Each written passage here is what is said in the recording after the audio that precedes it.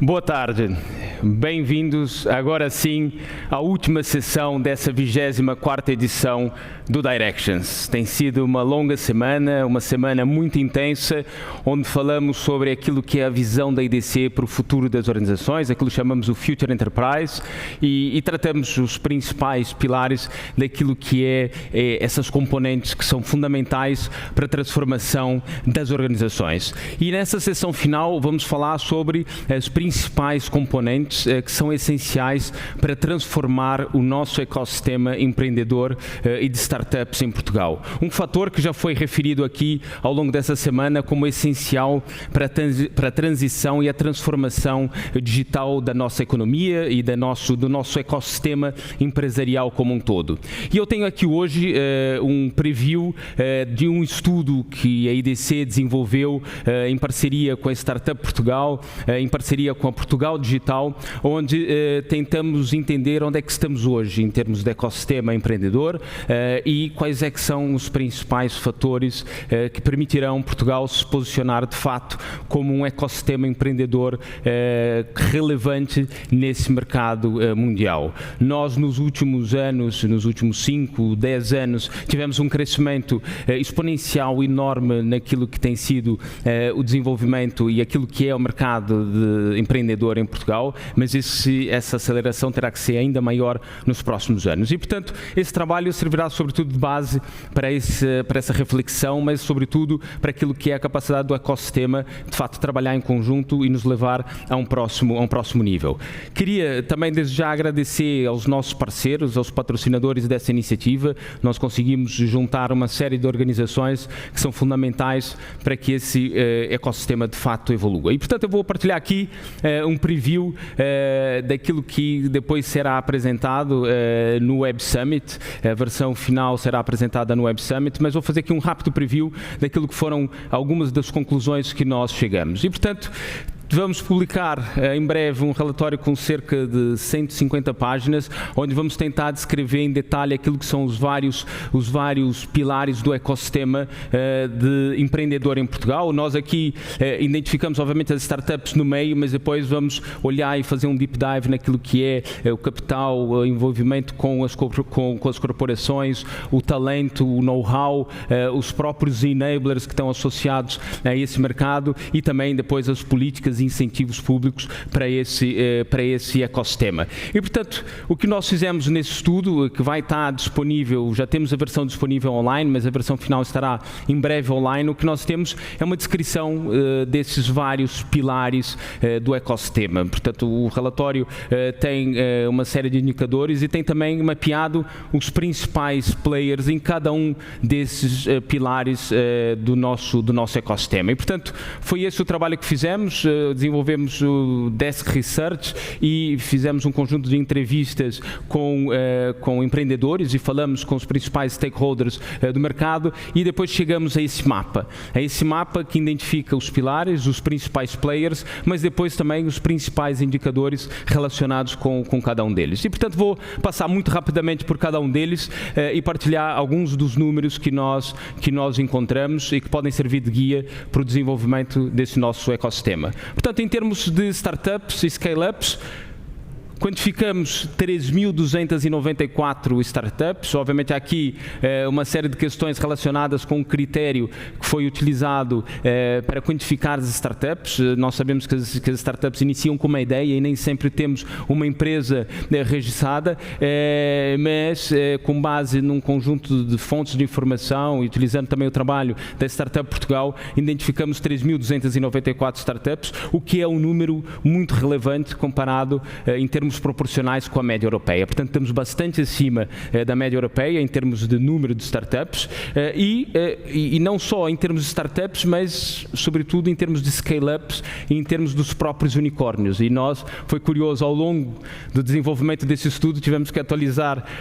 o estudo algumas vezes em função daquilo que foi a dinâmica que verificamos nos últimos meses. Incorporamos novos unicórnios e, portanto, hoje temos aqui não só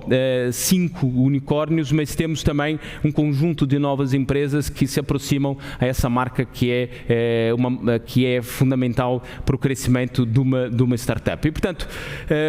5 unicórnios em comparação com os Estados Unidos e a nível mundial, em termos proporcionais, temos de facto temos um número muito significativo, não só de startups, mas também de unicórnios. Depois temos aqui um conjunto de informação relativo àquilo que é o perfil dessas startups, em termos de número de pessoas empregadas, aquilo que são os modelos de negócio utilizados e também o perfil daquilo que é a gestão dessas organizações. Portanto, temos aqui também uma outra indicação daquilo que é a distribuição do número de startups em função daquilo que é o estágio de desenvolvimento e temos também a distribuição pelas várias regiões geográficas em Portugal. E como nós podemos ver, não é um fenómeno só de Lisboa ou Porto, há de facto uma descentralização e uma presença em todo o nosso território nacional, e é curioso também vermos aqui uma distribuição também bastante heterogénea e bastante distribuída em relação àquilo que são as várias indústrias, ou seja, o foco de negócio varia desde empresas focadas em soluções tecnológicas, 33%, temos também outras empresas focadas na agricultura, focadas no consumo, bio e health science. Portanto, temos aqui uma composição bastante relevante e representando os vários segmentos e os vários modelos de negócio. Em relação àquilo que portanto, vimos aquilo que são hoje as startups, quantas temos, como é que se desenvolveram, qual é o perfil, mas depois também tentamos identificar quais é que são os enablers e o porquê desse desenvolvimento acelerado nos últimos anos. Portanto, em termos de enablers, acho que é claro para todos nós que vivemos, temos de fato um país fantástico, com segurança, com clima e com uma série de outras características que de fato têm vindo a atrair uma série de investidores internacionais, não só corporates, mas também ao nível do empreendedorismo, ao nível de startups, temos visto de fato essa capacidade de atração de novas empresas. Temos obviamente aqui um posicionamento geográfico a nível mundial que também nos favorece e temos depois também uma série de outros fatores que têm a ver com a infraestrutura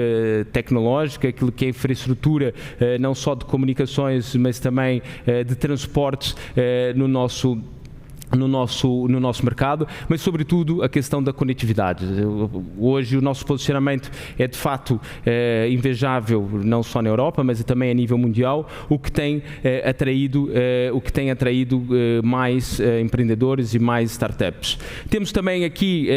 temos visto uma evolução daquilo que é a transição digital no setor privado, temos também visto no setor público e vemos também que hoje existe, para além desse contexto, nós hoje temos um conjunto de organizações, aqui incubadoras e aceleradoras que têm vindo de fato a apoiar essas startups. E portanto, em termos de enablers, de fato hoje já temos a base necessária para de fato conseguirmos construir em cima e desenvolver ainda mais o número de startups. Depois, em termos de políticas, incentivos e regulação, nós também identificamos uma série de iniciativas que têm vindo a proporcionar e acelerar o desenvolvimento de novas startups e o acolhimento de empreendedores internacionais. Portanto, aqui tem o exemplo de algumas delas, desde o Startup Voucher, o Incubation Voucher, o Startup Visa, zonas livres tecnológicas. Portanto, há um conjunto hoje de políticas que têm vindo a ser desenvolvidas para acelerar o desenvolvimento desse mercado. Depois, um outro tema, que é um tema crítico, não só ao nível do empreendedorismo, mas também para a transformação das organizações, é o tema do talento, e isso foi discutido ao longo dessa semana. Vimos que, de fato, há hoje bom talento, as nossas universidades estão muito bem posicionadas ao nível ao nível internacional, nos principais rankings, mas é preciso fazer mais. Ou seja, é preciso não só conseguirmos colocar e desenvolver mais talento nacional, mas sobretudo também capaz de atrair mais talento internacional, porque como podemos ver, aquilo que é o perfil do talento e dos recursos das startups, de fato são pessoas, talento de fato muito qualificado, e portanto tem havido aqui um trabalho que era no nível da atração de estudantes internacionais, mas também profissionais internacionais para Portugal, e fomos também identificando nesses últimos meses um conjunto de novas iniciativas, como é o caso do programa Upskill ou Academia de Código, já premiada aqui também no Portugal Digital Awards, ou o projeto Encode 2030, ou a Escola 42, enfim, uma escola com um novo paradigma de educação focada exatamente naquilo que é a capacidade de desenvolver talentos ao nível do digital e do IT, e também, e já tivemos aqui também no Directions ao longo dessa semana, na quarta-feira, essa nova estrutura de missão, a Portugal Digital, que tem como objetivo desenvolver uma série de iniciativas para acelerar o processo de transição na nossa economia, mas sobretudo focada naquilo que é o talento. Portanto, vários projetos relacionados com a requalificação da nossa população ao nível daquilo que são as competências digitais e tecnológicas. E, portanto, em termos daquilo que é a realidade de hoje, apesar da pressão que existe ao nível daquilo que são os salários e daquilo que é a escassez de recursos humanos, hoje, de fato, nós temos talvez uma das melhores localizações ou melhores soluções, best price for money, best talent for money. Portanto, temos aqui ainda um nível salarial muito competitivo a nível europeu. E em termos de conhecimento, como referi há pouco, de fato as nossas universidades hoje estão muito bem posicionadas naquilo que são os rankings internacionais e têm vindo, obviamente, a desenvolver muito talento. É preciso mais, e ao nível daquilo que é o conhecimento, nós também temos visto um desenvolvimento por parte do mercado corporate, por parte das empresas, naquilo que é Research and Development, e temos visto um aumento desse investimento. É preciso mais, mas de fato os últimos anos foram muito claros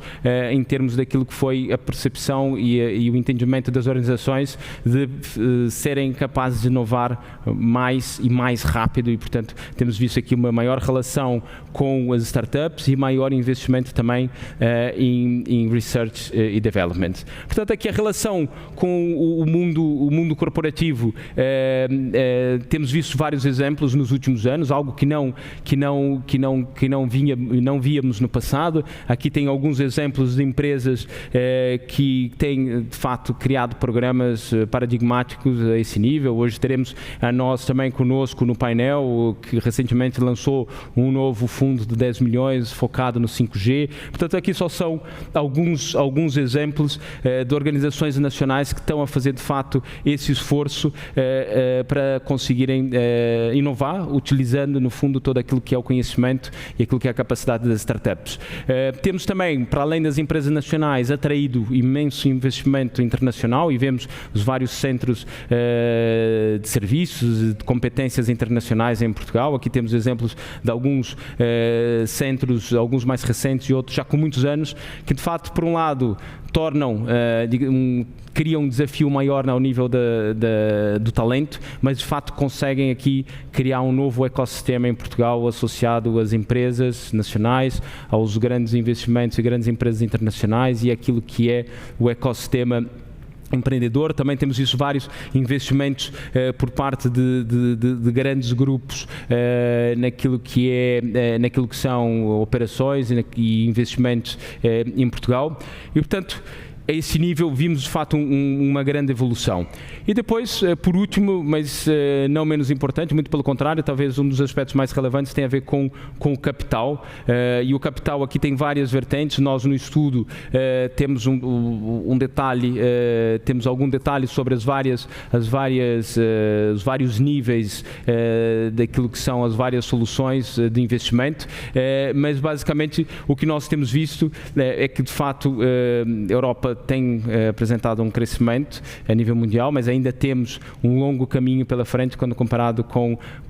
a América do Norte ou com a Ásia. Aqui partilhamos alguns dos números, estamos a falar de 41 mil milhões de dólares que tem vindo a ser, que está disponível no mercado europeu e, portanto, cada vez mais hoje o mercado empreendedor nacional é o mercado europeu nacional, e com a criação recente do ESNA,